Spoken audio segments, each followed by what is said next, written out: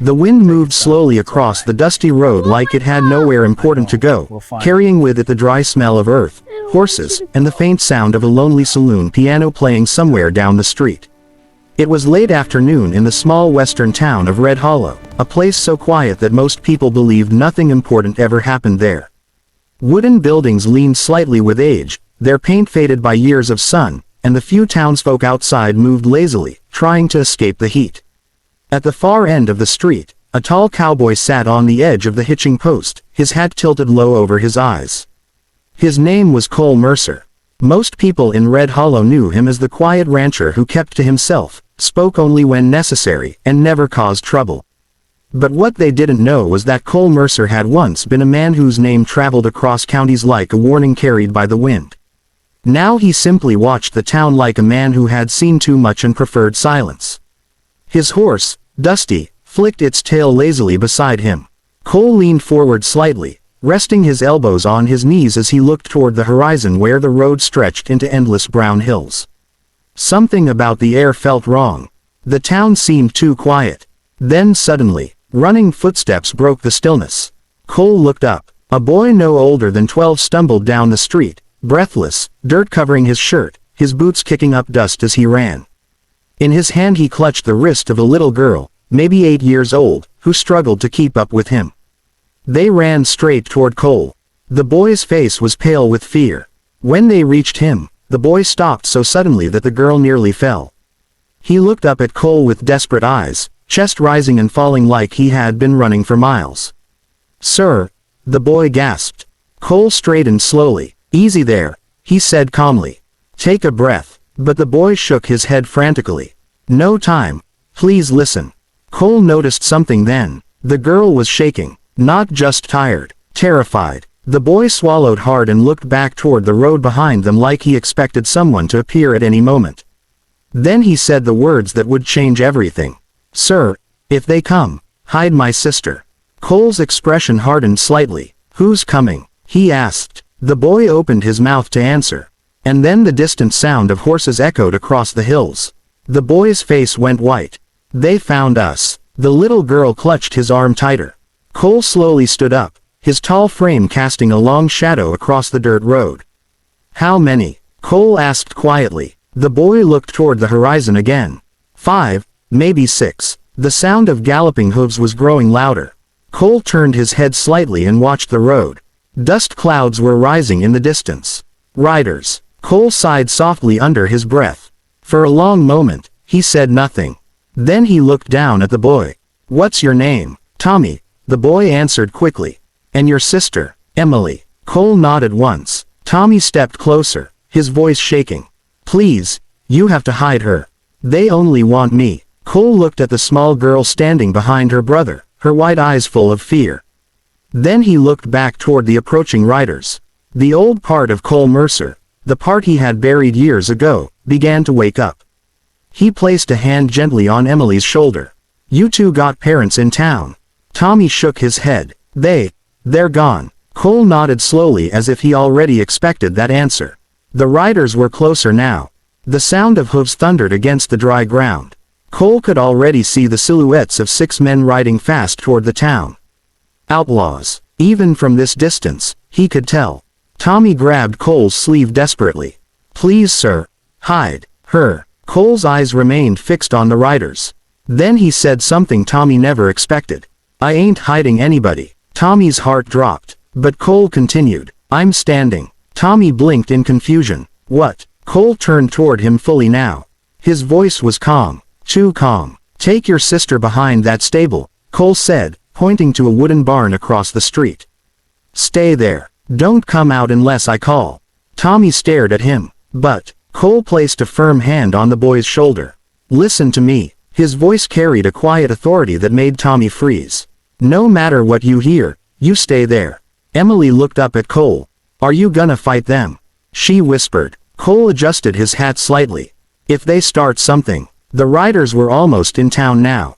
Dust rolled behind them like a storm. Cole stepped into the middle of the street. Behind him, Tommy grabbed Emily's hand and hurried toward the stable, glancing back repeatedly with fear in his eyes. The town had noticed the approaching riders now. Shopkeepers stepped outside. A few men moved closer to the saloon doors. Everyone recognized trouble when they saw it. The riders slowed as they entered the town. 6 men, all armed. Their leader rode in front, a tall man with a black coat and a scar across his cheek. He spotted Cole standing alone in the road. The horses stopped. The man smiled coldly. "Well now," he said loudly. "Looks like someone wants to play hero today." Cole didn't move. "Town's quiet," Cole said evenly. "You boys looking for something?" The scarred man leaned forward in his saddle. "Yeah." His eyes scanned the street. 2 runaways. Cole tilted his head slightly. "Can't say I've seen any." One of the outlaws laughed. "Kid and a girl passed through here. We tracked them." The leader pointed toward Cole. "Move aside." Cole remained exactly where he stood. "No." The word fell into the silence like a stone. The outlaws exchanged glances. The leader chuckled. "You must not know who I am." Cole shrugged.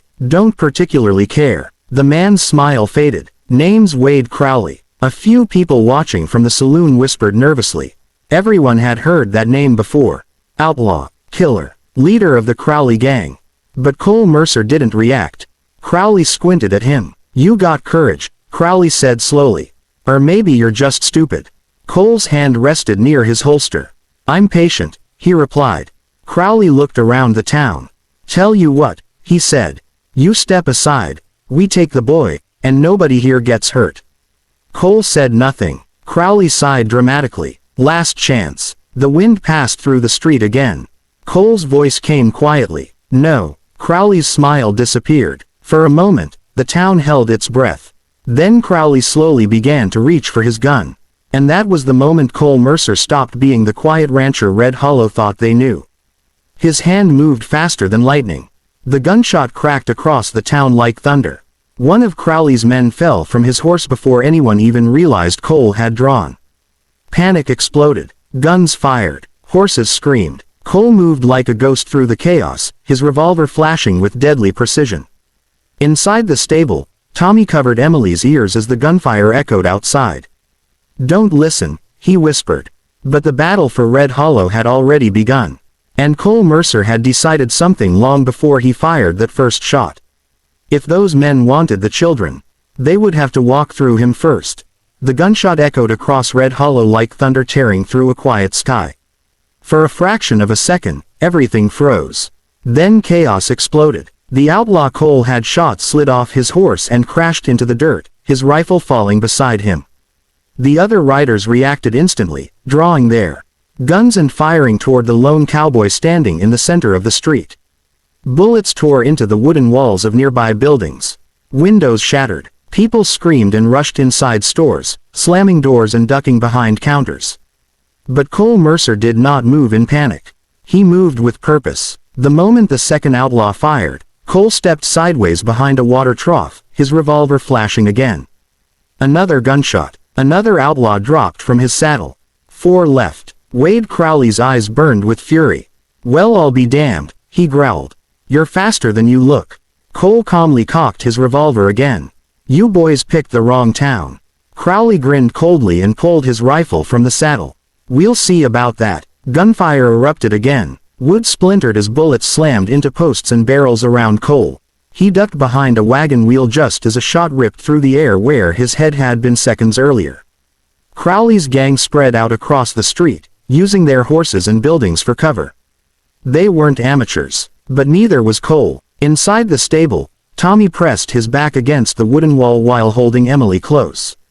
The girl's small hands clutched his shirt tightly as the gunshots rang outside like fireworks from hell. "Tommy," she whispered, her voice trembling. "Is he going to die?" Tommy swallowed hard. He didn't know the cowboy. He didn't even know his name. But that man had stepped into the street without hesitation. For them. Tommy shook his head firmly. "No," he whispered. "He's too strong." Outside, another bullet slammed into the wagon near Cole's shoulder. Cole leaned out just long enough to fire once. A third outlaw screamed as the shot struck his arm, sending his gun flying into the dirt.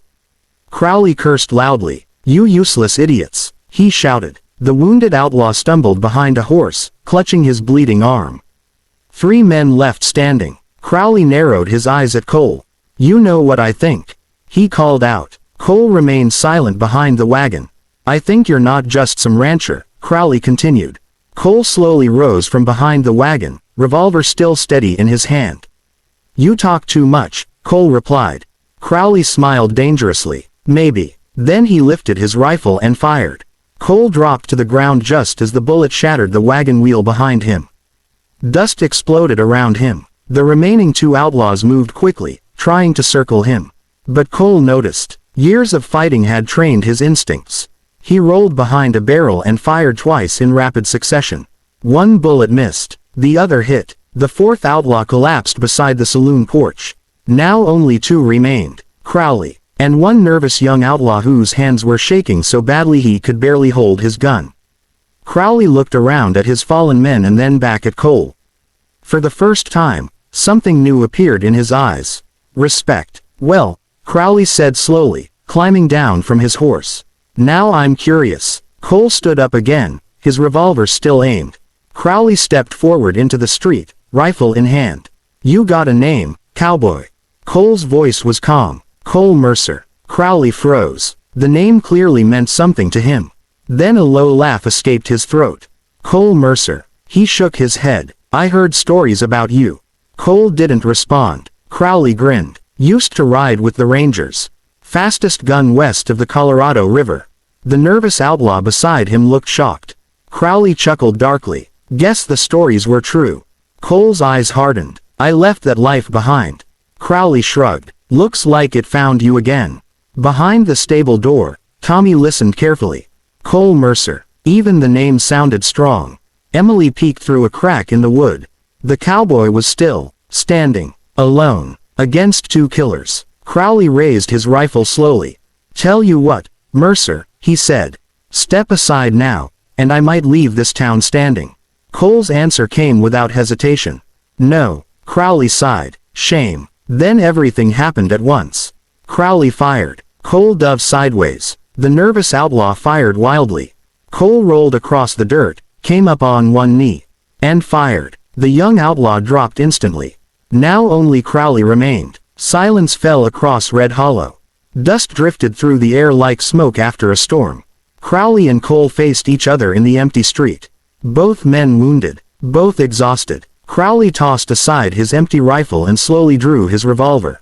Looks like it's just you and me. Cole spun the cylinder of his gun calmly. Always was. Crowley smirked. You know why we wanted that boy. Cole didn't answer. Crowley shrugged. Doesn't matter now. The wind whispered through the town. Two gunslingers stood 20 feet apart.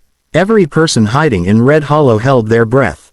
Crowley's hand twitched. Cole's eyes never blinked. Then, Crowley drew. Two shots exploded almost at the same time. The echoes rolled across the hills. For a moment neither man moved. Then Crowley's revolver slipped from his fingers. He stared down at the dark stain spreading across his chest. Well, he whispered weakly. He looked up at Cole one last time. Guess. The stories were true.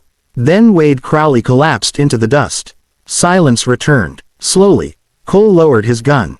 His shoulder burned where a bullet had grazed him, but he ignored it.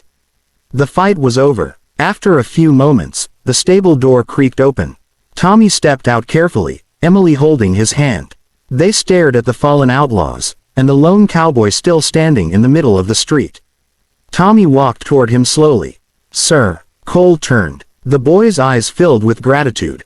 You didn't hide. Cole gave a tired smile. Sometimes hiding just makes the bad men braver. Emily stepped forward shyly. You saved us. Cole knelt down so he was eye level with her. No, he said gently. He looked at Tommy. Your brother saved you. Tommy blinked in confusion. Cole placed a hand on the boy's shoulder. He was brave enough to ask for help. Tommy's chest tightened. For the first time since running from the outlaws, the fear inside him began to fade. Around them, the people of Red Hollow slowly stepped out of buildings. The town was safe, because one cowboy chose to stand. Cole looked down at the two children. You got somewhere to go. Tommy hesitated. No. Cole nodded thoughtfully. Then he pointed toward the road leading out of town. Well, he said, my ranch could use some help. Emily smiled for the first time that day. Tommy looked up at him. Really? Cole adjusted his hat. Really? The sun dipped lower behind the hills as the three of them walked together toward the edge of town. And for the first time in years, Cole Mercer felt something he thought he had lost forever. A reason to fight, a reason to protect, a family.